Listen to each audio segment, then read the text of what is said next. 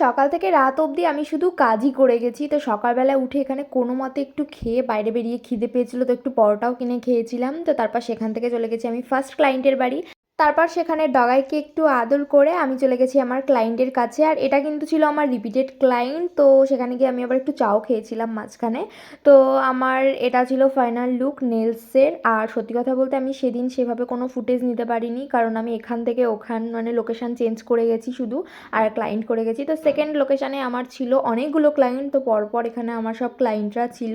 আর এখানে একসাথে আমি 2-3টে করে কাজ করছিলাম। এটা ছিল একটা দিদির ফাইনাল লুক, আর এটা ছিল সেকেন্ড যে বৌদিটা ছিল তার ফাইনাল লুক, আর এটা একটা বুনু ছিল তার।